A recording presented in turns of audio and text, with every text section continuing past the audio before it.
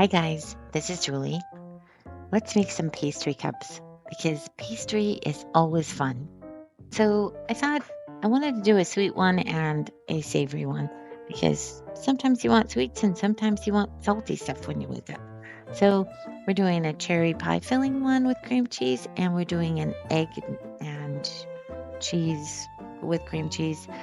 So first you're going to take your puff pastry and lay it out, cut it out in about 12 pieces. And then I just kind of lay them all over the muffin tin. And I had this disposable dressing cup from a restaurant that I wash those and save them for stuff. And so they fit perfectly in the muffin tin. So I just squish those in there so that it makes just the right shape. And then plopped in that cream cheese, just a little square in each spot. You could also mix the cream cheese with some sour cream and soften it up a little bit and make a little swirl at the bottom. I've done it that way before too. And so then we're going to put cherry pie filling on one half and then just pinch the tops together on those. Puff pastry's cool because, it's just going to fluff up however it decides to when it's cooking. So it's pretty forgiving. And then on the other side, we're going to do some layers because everybody loves layers. I mean, I do anyway. So first we got our cream cheese is already there. Put in our spinach. Put in some Colby Jack cheese, which is my new favorite.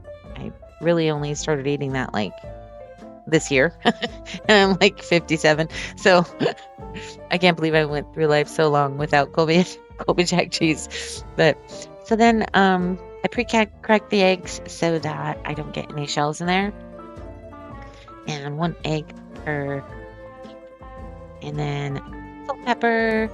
I like smoked paprika because I'm not putting bacon in there, but it's got a bacony sort of a flavor to it, which is something I learned when I sometimes eat plant-based.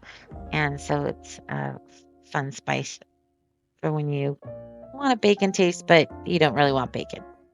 And then I've got my green onions that continue growing outside that I bought at the store that time and planted them outside.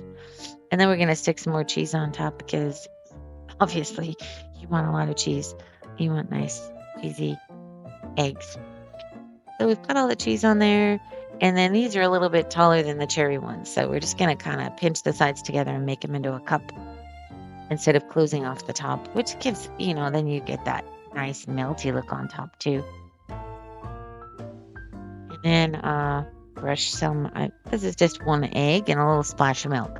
So you just kind of baste that all around with these newfangled silicone basters they've got around these days.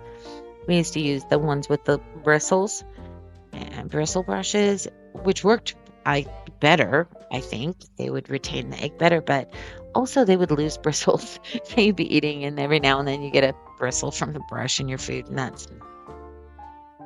So we cooked that for, I don't know, I think it's 425 Fahrenheit for 20 minutes or so, depending on your oven.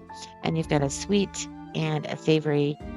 Now there's a web page, I can't pronounce their name, but these little heart-shaped tomato then I added the heart-shaped Sriracha for some spice.